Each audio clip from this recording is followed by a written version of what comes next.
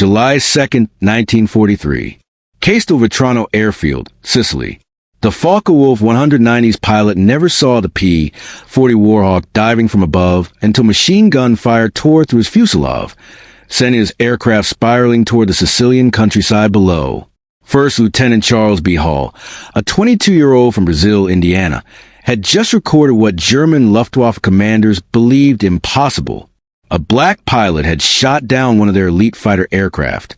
The swastika painted on Hall's P-40L Warhawk that afternoon would become the first of 112 enemy aircraft destroyed by the men the Germans would reportedly come to call Schwarze Vogelmenschen, the black Birdmen. In Nazi Germany, racial doctrine classified black people as unmentioned, subhuman, incapable of mastering complex machinery or demonstrating courage in combat. The Nuremberg laws had forbidden marriages between Germans and people of African descent. Yet here, above the Mediterranean skies, that ideology was about to collide catastrophically with reality as 992 trained pilots from Tuskegee, Alabama would systematically demolish both German aircraft and German assumptions about racial superiority. What the Luftwaffe pilots didn't know as they climbed to intercept American bombers in 1943 was that they were about to face some of the most rigorously trained, highly motivated fighter pilots in the entire United States Army Air Forces. Men who had overcome obstacles their white counterparts never faced. Men who had trained harder and longer than standard pilots. Men who carried into battle not just the weight of national duty, but the burden of proving an entire race's capability. The mathematics of aerial combat would soon be written in the skies over Europe. 15,000 combat sorties, 1,578 missions, 112 aerial victories, and a bomber escort loss rate significantly lower than white fighter groups. Statistics that would force even the most fanatical Nazi ideologues to confront the bankruptcy of their racial theories. The journey toward that first aerial victory began not in combat, but in the hostile environment of American segregation. In 1925, the United States Army War College had published a report titled Employment of Negro Manpower in War that concluded, compared to the white man, he is admittedly of inferior mentality. He is inherently weak in character. This official military assessment claimed that black soldiers lacked the intelligence for technical roles and the courage for combat leadership. Yet even as military leaders clung to these prejudices, a small group of black Americans was already proving them wrong. Eugene Bullard had flown for France in World War I because America wouldn't let him serve. Bessie Coleman had earned her pilot's license in France in 1921 when no American flight school would accept her. By the 1930s, the Coffey School of Aeronautics in Chicago had trained dozens of black civilian pilots, demonstrating that flying skill knew no racial boundaries. The pressure for change intensified as war clouds gathered over Europe. Civil rights leaders like Walter White of the NAACP, labor leader A. Philip Randolph, and Judge William H. Hastie lobbied relentlessly for black inclusion in military aviation. Black newspapers, the Chicago Defender, the Pittsburgh Courier, the Baltimore Afro-American, hammered the Roosevelt administration with a simple question. How could America fight for democracy abroad while denying at home? On April 3, 1939, Public Law 18 finally cracked open the door. Senator Harry H. Schwartz had inserted an amendment requiring the civilian pilot training program to include one or more schools designated by the Civil Aeronautics Authority for the training of any Negro air pilot. It was a grudging concession wrapped in segregation, but it was a beginning. When Franklin Roosevelt ran for an unprecedented third term in 1940, he needed black votes in key northern cities. On January 16, 1941, Secretary of War Henry L. Stimson announced the formation of the 99th Pursuit Squadron, an all-black flying unit. The announcement came with a caveat that revealed the military's expectations. This would be an experiment to test whether blacks could be trained as combat pilots. The location chosen for this experiment was Tuskegee, Alabama, deep in the segregated South, where Jim Crow laws governed every aspect of daily life. Tuskegee Institute, founded by Booker T. Washington, had a strong reputation for black education. But the surrounding community made clear that black pilots, no matter how skilled, would not be welcomed as equals. The first aviation cadets arrived at Tuskegee Army Airfield in July 1941. They found facilities still under construction, with inadequate housing, limited equipment, and an atmosphere of skepticism from white officers assigned to supervise the program. The Army had established the program expecting it to fail, providing documentation that black men lacked the aptitude for aviation. Captain Benjamin O. Davis, Jr., son of the Army's first black general, was among the first class of cadets. Davis had endured 4 years of organized silence at West Point, where no white cadet would speak to him outside of official duties. The experience had forged him into a man of extraordinary discipline and determination. He would need both qualities for what lay ahead. The training program at Tuskegee was deliberately more demanding than standard Army Air Force's pilot training. While white cadets received 200 hours of flight training, Tuskegee cadets received 300 hours. The washout rate was 60%, compared to 40% for white cadets. The message was clear. Black pilots would have to be better than white pilots to be considered equal.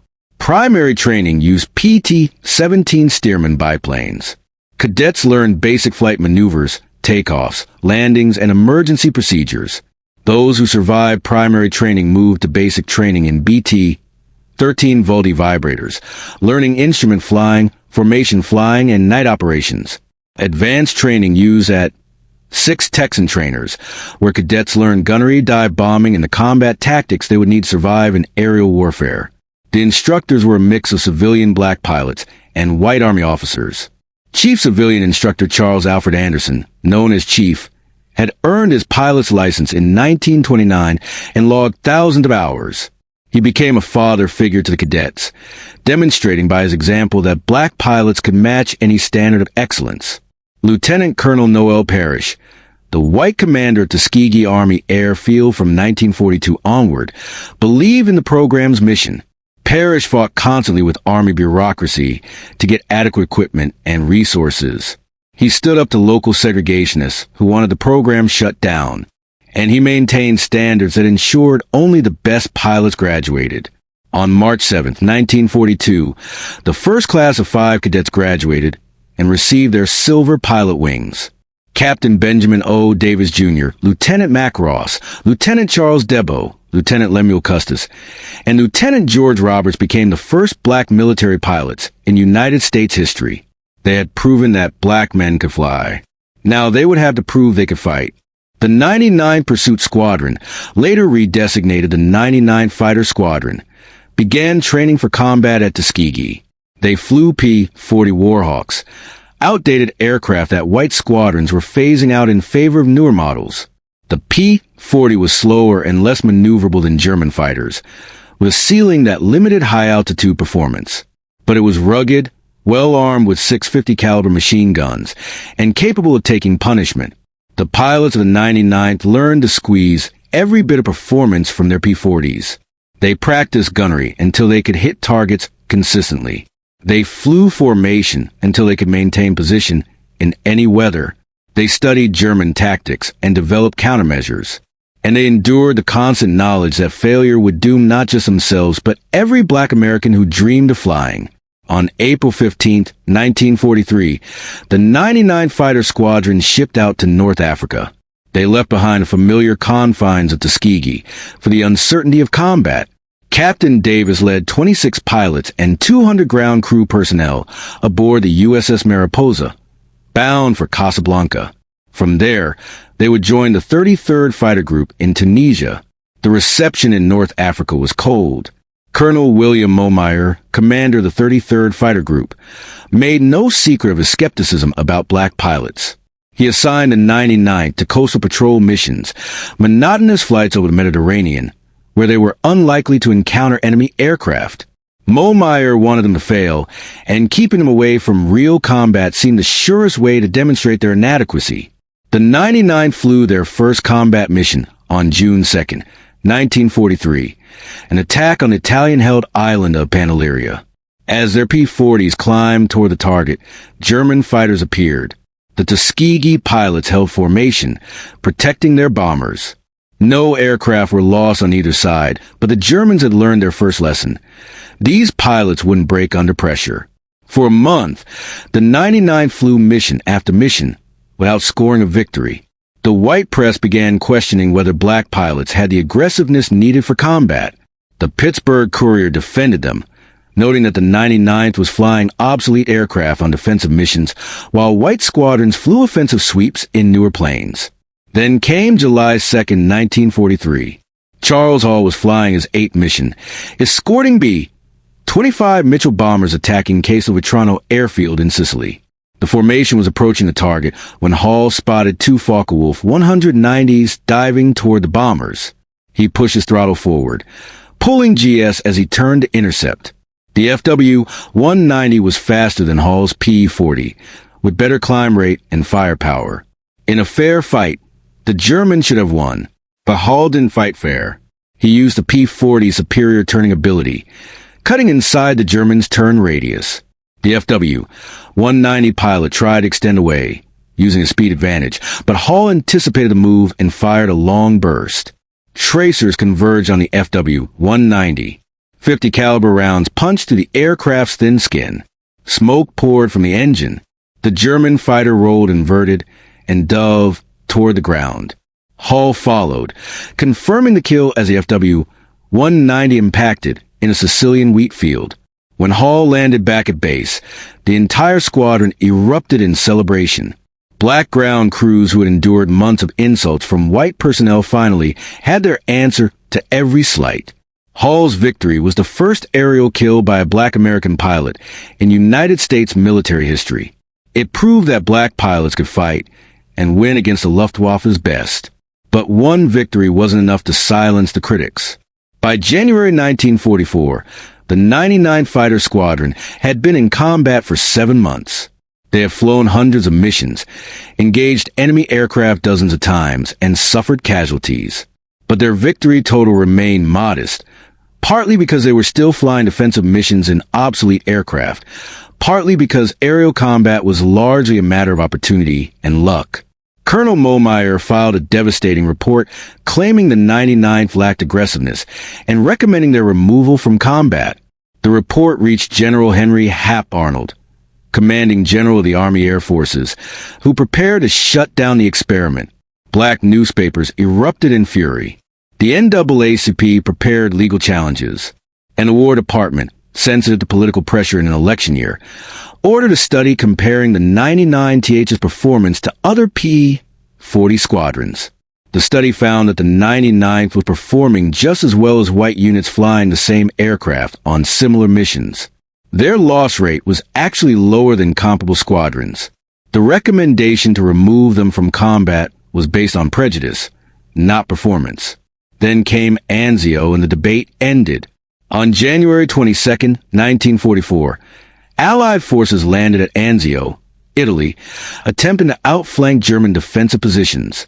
The Germans responded with massive air attacks, trying to destroy the beachhead before it could be reinforced. On January 27 and 28, the Luftwaffe launched its strongest raids. The 99th Fighter Squadron, now flying from Capodichino airfield near Naples, scrambled to defend the beachhead. 15 pilots and obsolete P-40s encountered superior Focke-Wulf 190s and Messerschmitt Bf 109s over the battlefield. What followed silenced the critics forever. In 2 days of savage air combat, the 99th shot down 12 confirmed enemy aircraft. Sources vary on the exact count. Some records show 8 kills on the 27th. Others show different distributions over the 2 days. But the totals were undeniable. Captain Charles Hall claimed 2 more victories, bringing his total to 3.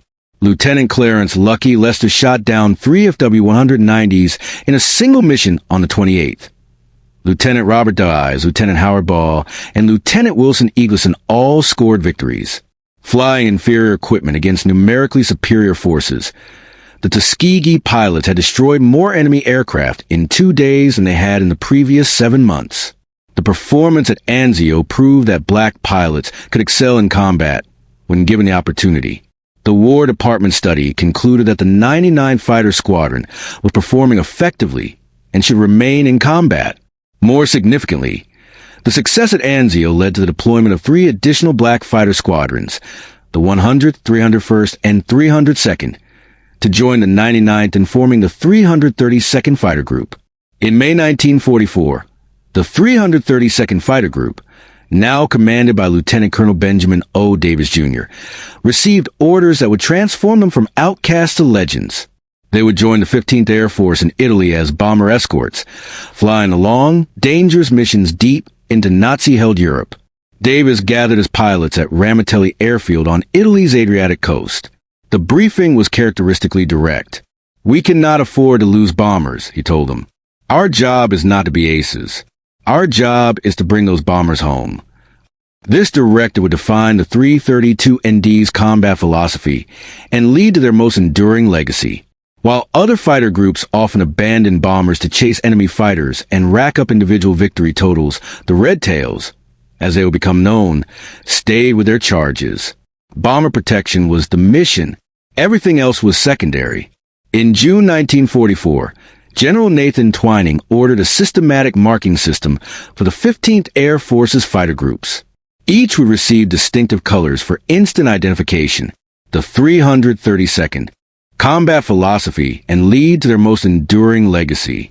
While other fighter groups often abandoned bombers to chase enemy fighters and rack up individual victory totals, the Red Tails, as they would become known, stayed with their charges. Bomber protection was the mission. Everything else was secondary.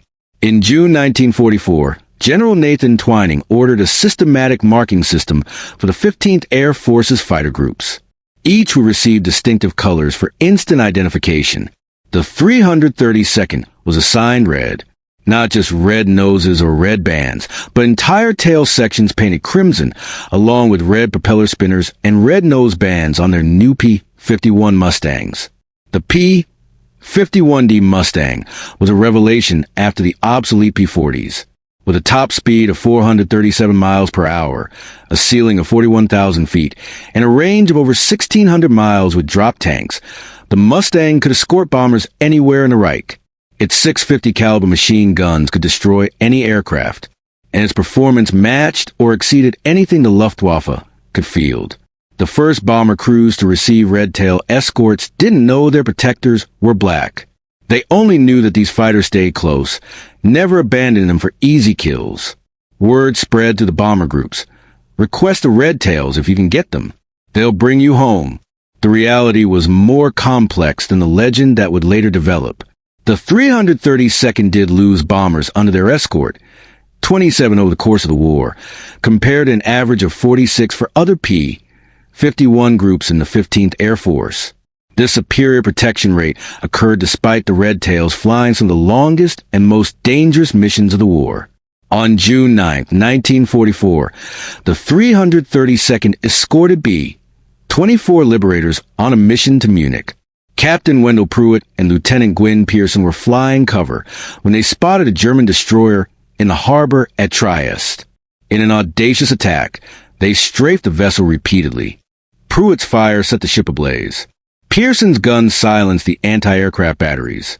The destroyer, later identified as a TA-22, a former Italian vessel operating under German control, was damaged beyond repair. The destruction of a warship by fighters was rare enough that it had been accomplished by black pilots attacking one of the most heavily defended harbors in the Adriatic made it remarkable. The mission earned both pilots the Distinguished Flying Cross. July 18, 1944 tested the Red Tails like never before. Colonel Davis led 66 Mustangs to rendezvous with bombers targeting the Luftwaffe base at Memmingen, Germany. The bombers were late. Davis made a crucial decision: orbit in enemy territory rather than return to base. Fuel was critical. Every minute of waiting meant less time for the return flight. But abandoning the bombers was unthinkable. When the bombers finally appeared, so did the Luftwaffe. Approximately 100 German fighters, Bf-109s and Fw-190s, attacked from multiple directions. The Germans had learned that overwhelming numbers might break the Red Tail's protective screen. The battle that followed was savage. Red Tail pilots engaged in desperate dogfights while trying to maintain position around the bombers. Lieutenant Clarence Lester shot down 3 enemy aircraft in one mission, becoming one of the few pilots to achieve that feat despite the fierce defense by the 332nd, which claimed 11 to 12 victories. 15 B-17s fell to enemy fighters in 20 minutes of combat. The 332nd lost 3 pilots, Lieutenants Robert Hutton, Wellington Irving, and Alfred Brown. All 3 were experienced aviators, men who had survived dozens of missions. Their loss hit the squadron hard. Critics claim the high bomber losses proved black pilots couldn't handle major battles. But operational analysis revealed the truth. The 332nd had arrived in an impossible situation with massive German forces already engaging the bombers. They had prevented complete disaster. Without the Red Tails' intervention, the bomber losses would have been catastrophic. By March 1945, the Luftwaffe's conventional fighters could barely challenge Allied air supremacy. But Germany had one last card, the Messerschmitt Me-262, the world's first operational jet fighter. With a top speed of 540 miles per hour, it could outrun any propeller-driven aircraft. Its 4 30mm cannons could destroy a bomber with a single burst. On March 24, 1945, the 332nd Fighter Group received its most challenging assignment, escort bomber 1,600 miles round trip to Berlin to attack the Daimler-Benz tank factory. Intelligence warned that Me-262s from Jag Eschwader 7 would defend the target. Colonel Davis led 43 P-51 Mustangs into the heart of the Reich. As they approached Berlin, Me-262s appeared, the largest jet fighter force ever assembled for a single interception. The Red Tails were about to face the future of aerial warfare flying aircraft that represented the past. Lieutenant Roscoe Brown had studied the jet's weaknesses. The Me-262 was faster in level flight and climbs, but it had poor acceleration at low speeds and couldn't turn as tightly as a Mustang. The trick was catching the jets when they were slow, during takeoff, landing, or after they had made their attack pass and were setting up for another run. Brown spotted a Me-262 pulling up after attacking a bomber formation. The German pilot was climbing, probably planning to loop back for another pass. Brown pushed his throttle to the firewall and pulled up in a 15-degree climb, cutting the angle on the jet. At 2,000 feet range, with the Me-262 at his 8 o'clock position, Brown opened fire. 50 caliber tracers converged on the sleek jet fighter. Strikes appeared along the fuselage. The Me-262's pilot immediately bailed out, his parachute deploying at 24,500 feet.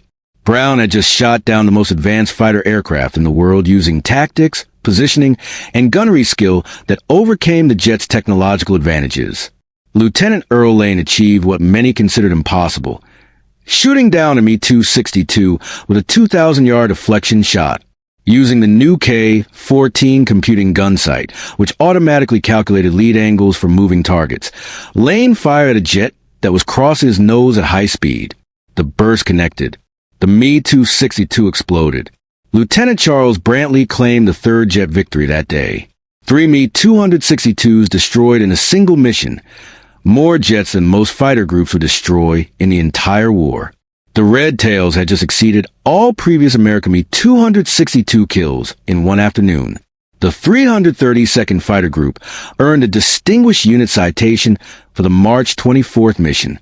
The citation read in part, "By the conspicuous gallantry, professional skill, and determination of the pilots, together with the outstanding technical skill and devotion to duty of the ground personnel, the 332nd Fighter Group has reflected great credit on itself and the Army Air Forces." Not all encounters between Tuskegee Airmen and Germans ended in victory. 32 pilots became prisoners of war, and their experiences revealed complex interactions between Nazi ideology and military reality. Lieutenant Alexander Jefferson was shot down on August 12, 1944, during his 19th mission. His P-51 took flak over southern France while strafing radar installations. He parachuted safely, but was quickly captured by German troops. At his interrogation, the German officer had extensive intelligence about the 332nd Fighter Group. The interrogator had information about Ramitelli Airfield, about our squadron commanders, even details about my parent home in Detroit, Jefferson recalled decades later. He knew my father was a teacher and my mother's maiden name. Their intelligence was frighteningly thorough. Inside Stalag Luft III, Jefferson found himself treated like any other American officer. White POWs from bomber crews often approached him with gratitude for red tail protection. These interactions, impossible in segregated America, occurred naturally in German prison camps. Here I was in a Nazi POW camp, being treated more equally by white Americans than I would be back home, Jefferson later wrote. We shared the same barracks, ate the same food, faced the same guards. For the first time in my military service, I was just an American officer, not a black officer. When the war ended and Jefferson returned to the United States, he was immediately segregated at the disembarkation point. German POWs, enemy soldiers, were allowed in facilities that remained closed to black American officers who had fought for their country. While German pilots reportedly acknowledged a red tail skill with the nickname Schwarze Vogelmenschen, American bomber crews became their most vocal champions. These men who faced death on every mission cared nothing about race, only survival. Bomber crews developed their own mythology about the red tails. Stories spread about their distinctive flying style, the way they waggle their wings in greeting, their tight formations, their refusal to abandon damaged bombers. Red Tail Angels became the bomber crew's name for them. Technical Sergeant Buford Johnson, a radio operator on AB-17, described his crew's reaction to seeing red tails. We've been escorted by other groups, and they were good. But the red tails were different. They stayed close. If a bomber was damaged and falling behind, they'd stick with it, sometimes all the way to the deck if that's what it took. We knew that with red tails, we had the best chance of making it home. The statistics supported the bomber crew's preferences. Research by Air Force historian Dr. Daniel Hallman revealed that bombers under 332nd Fighter Group escort lost only 27 aircraft to enemy fighters, compared to an average of 46 for other P-51 groups of the 15th Air Force. This superior protection rate occurred despite the Red Tails flying some of the longest and most dangerous missions of the war. By war's end, the Tuskegee Airmen had compiled a combat record that demolished every pre-war assumption about black military capability. Combat operations, 1,578 combat missions flown, over 15,000 individual sorties completed, 179 bomber escort missions, 311 missions for the 15th Air Force. Enemy aircraft destroyed, 112 enemy aircraft destroyed in aerial combat, approximately 150 enemy aircraft destroyed on the ground. 3 Me-262 jet fighters shot down on March 24, 1945. Ground targets destroyed, 950 rail cars, trucks, and motor vehicles, 254 locomotive engines. TA, 22 former Italian destroyer damaged beyond repair on June 25, 1944. Protection record, 27 bombers lost enemy fighters versus 46 average for other groups.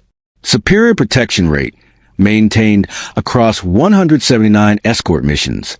Individual achievements for aces with 4 or more victories each. Lee Archer Jr. for confirmed victories. Joseph Ellsbury for victories. Edward Toppins for victories. Clarence Lester, 3 kills in 1 mission on July 18, 1944. Decorations earned. 96 Distinguished Flying Crosses awarded to 332nd Fighter Group pilots. 744 Air Medals. 14 Bronze Stars. 8 Purple Hearts. 3 Distinguished Unit Citations for the 99th Fighter Squadron. 1 Distinguished Unit Citation for the 332nd Fighter Group. Human cost. 66 pilots killed in action. 32 pilots captured as prisoners of war. 84 killed in training and non-combat missions. The transformation from mockery to respect wasn't just about courage. It reflected superior training, determination, and the integration of black pilots into an effective combat system that matched any in the Army Air Forces. At Tuskegee, pilots flew more hours than their white counterparts, 300 compared to 200 for standard programs. They practiced formation flying obsessively, knowing that in combat, discipline would be their edge. The washout rate at Tuskegee was 60%, compared to 40% for white cadets. Only the very best survived the program, creating what Colonel Noel Parrish called a super-selected group. The progression through aircraft types told its own story. The 99th began with hand-me-down P-50 Warhawks, already obsolete when they arrived in North Africa. These liquid-cooled Allison engine fighters were inferior to German Bf-109s and FW-190s in almost every performance metric. Yet the Tuskegee pilots used the P-40's superior turning ability and rugged construction to hold their own. The arrival of P-51 Mustangs in July 1944 transformed the Red Tails into equals of any fighter unit in the war. The North American P-51D Mustang represented American industrial perfection. Its Packard-built Merlin engine gave it a top speed of 437 miles per hour. Its 650 caliber machine guns could destroy any aircraft. Most importantly, its range, over 1,600 miles with drop tanks, allowed it to escort bombers anywhere in the Reich. Behind every pilot who shot down a German aircraft stood dozens of support personnel, mechanics, armorers, crew chiefs who kept the Red Tails flying. Of the approximately 16,000 Tuskegee Airmen who served, fewer than 1,000 were pilots. The rest were the unsung heroes who made victory possible. The ground crews worked miracles with limited resources. Ramitelli Airfield in Italy was primitive compared to other American bases. Spare parts were scarce, with a 332nd often last in line for supplies. Yet their aircraft availability rate, the percentage of planes ready for combat, equaled or exceeded that of white units. These ground crews also faced combat. German raids on Ramitelli were rare, but deadly. When attacks came, the ground personnel continued working to the bombardment, pulling aircraft away from burning fuel dumps, fighting fires, and preparing planes for the next mission. The strategic importance of bomber protection cannot be overstated. Each B-17 Flying Fortress cost $238,000 and carried 10 highly trained crew members. Each B-24 Liberator represented similar investment. The loss of a single bomber was a strategic setback that rippled through the entire war effort. This is why bomber protection mattered more than aerial victories. Colonel Davis understood this when he ordered his pilots to resist the temptation to chase German fighters away from the bombers. Anyone can shoot down a fighter if they abandon their post, he said. It takes discipline to stay with the bombers when the enemy is running. The Tuskegee Airmen fought two wars simultaneously, against fascism abroad and racism at home. Their combat record challenged both Nazi racial ideology and American segregation, proving that excellence in aerial combat transcended racial categorization. While the Tuskegee Airmen fought Germans over Europe, they battled prejudice in America. Their victories over the Luftwaffe made headlines in black newspapers, but were often minimized or ignored by the mainstream press. The Pittsburgh Courier's Double V campaign, Victory Against Fascism Abroad and Racism at Home, used the Tuskegee Airmen as prime examples of black excellence denied recognition. The contrast with German awareness was stark. By 1945, Luftwaffe intelligence knew exactly who flew the red-tailed Mustangs. Reports indicate they called them Schwarze Vogelmenschen, black Birdmen. Meanwhile, many white Americans didn't know black pilots existed. This ignorance was deliberate. The War Department rarely publicized the Tuskegee Airmen's successes. Newsreels showed white pilots. Press releases credited white units. The systematic erasure of black achievement was policy, not accident. Victory in Europe on May 8, 1945, brought not celebration, but uncertainty for the Tuskegee Airmen. While white units prepared for victory parades, the 332nd faced questions about their future. The Army Air Force's plan to maintain segregation despite combat evidence of its absurdity. For decades after World War II, the achievements of the Tuskegee Airmen remained largely unknown to mainstream America. Individual pilots struggled with this erasure. Lee Archer, with his 4 victories, worked as an executive but rarely spoke about his war record. "Nobody believed me anyway," he said years later. A black fighter pilot? I must be lying. In 1948, President Harry Truman signed Executive Order 9981, integrating the United States military. The decision was influenced by the Tuskegee Airmen's combat performance and the moral impossibility of maintaining segregation after black servicemen had proven their capability in combat. Benjamin Davis Jr., who led the Red Tails over Berlin, became the Air Force's first black general in 1954. He would eventually achieve 4-star rank, the highest in the military. His career stood as testament to what the Tuskegee Airmen had proven. That race had nothing to do with capability. Recognition came slowly and incompletely. In 2007, President George W. Bush awarded the Congressional Gold Medal to the Tuskegee Airmen collectively. Only 300 of the original pilots survived to attend the ceremony. Many had waited over 60 years for national recognition of their service and sacrifice. The transformation from mockery to respect wasn't mythology, but documented fact. The numbers remain irrefutable. 112 aerial victories against the Luftwaffe. 3 Me-262 jet fighters destroyed in one mission. Approximately 150 enemy aircraft destroyed on the ground. 27 bombers lost versus 46 average for other groups. 96 distinguished flying crosses earned by 330 2nd Fighter Group pilots. The reportedly nicknamed Schwarze Vogelmenschen proved that prejudice crumbles when confronted with undeniable capability. Every German fighter destroyed, every bomber protected, every mission completed added evidence to an irrefutable case. The color of a pilot's skin had nothing to do with his ability to fly and fight. Roscoe Brown, who shot down a German jet over Berlin, summarized their achievement decades later. "We didn't just fight the Germans. We fought ignorance, prejudice, and hatred, and we won all 3 battles." The Tuskegee Airmen hadn't just won battles in the sky. They had changed history. They fought 3 wars simultaneously and won them all, defeating the Luftwaffe in combat, challenging Nazi racial ideology through performance, and eventually helping demolish American segregation through undeniable excellence. When given the opportunity, despite facing obstacles their white counterparts never encountered, despite flying obsolete aircraft for first-year combat, despite operating in a military and society that doubted their capability, the Tuskegee Airmen soared.